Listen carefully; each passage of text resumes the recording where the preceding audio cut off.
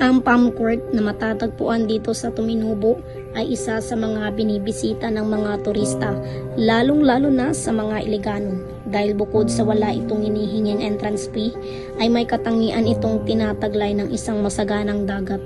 Ngunit sa dami ng bumibisita at naliligo dito, ay natambakan ito ng mga napakaraming basura. Ang palm court ay isa sa patok na pasyalan ng mga taga rito at mga estudyante.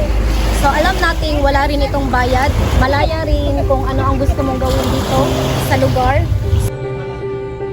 Ang pagdami ng basura sa tabing dagat sa palm court, Iligan City ay isang malaking suliranin na nangangailangan ng agarang aksyon. Ang basura sa tabing dagat ay hindi lamang problema ng kapaligiran, kundi pati na rin ng kalusugan at ekonomiya ng komunidad. Kung tao din mga ligo po, paano po yung tataglabay basura din. Dapat lang basura para hindi mo ginanod ba na?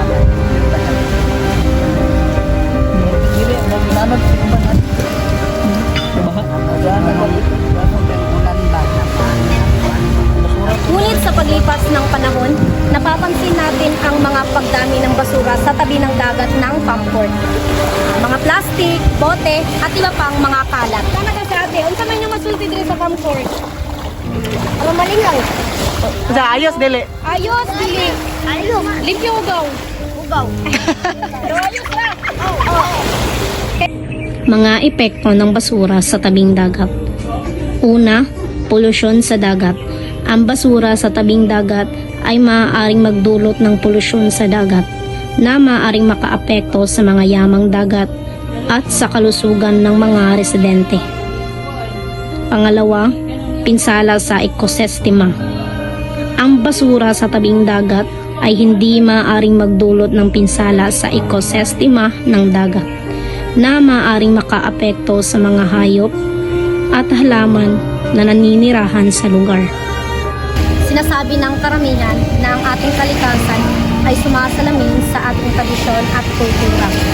Kaya naman, atin itong pakaingatan at pangalagaan.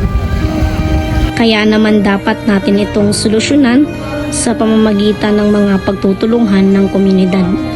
Ang pagtutulungan ng komunidad kasama ang mga lokal na opisyal at mga organisasyon ay mahalaga upang malutas ang problema ng basura sa tabing dagat.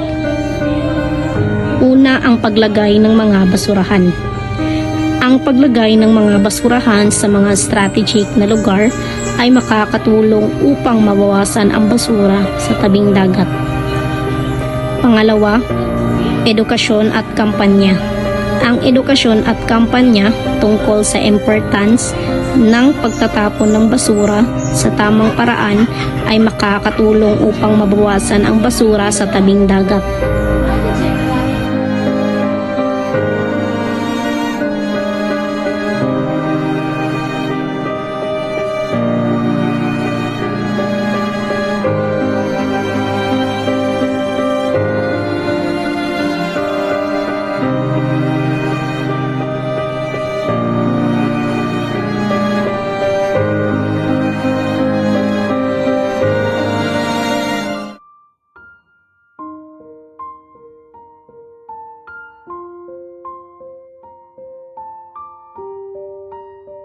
Isa rin sa patok na pasyalan ang Pangako sa lugar ng Tuminubo.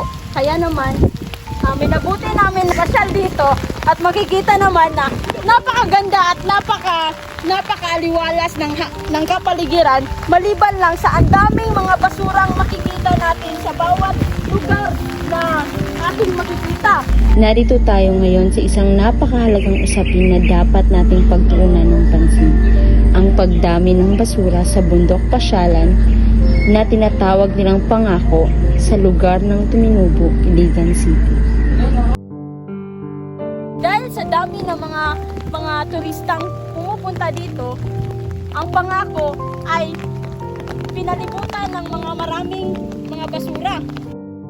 Sa bawat hakbang natin sa bundok na ito, makikita natin ang mga plastic, bote at iba pang uri ng basurang sumisira sa ating kalikasan, lalo na sa natural na ganda ng lugar. Ganda mo lahat, Trimigo. tarungan nila labay la basura. Aman nila malabay day. Kaya naman, mga kababayan, hinihikayat ko kayo na makiisa sa ating laban kontra basura sa bundok pasyalan ng isa sa patok na pinapasyalan sa lugar ng Tuminubo, ang Pangako. Sama-sama nating gawin ang ating parte upang mapanatili ang ganda at linis ng ating kapaligiran. Huwag nating hayaan ang basura ang magpahina sa ating mga pagsisikap na paunlarin ang ating lungsod. Magtulungan tayo upang maprotektahan ang ating kalikasan at mapanatili ang ating mga likas na yaman para sa kinabukasan.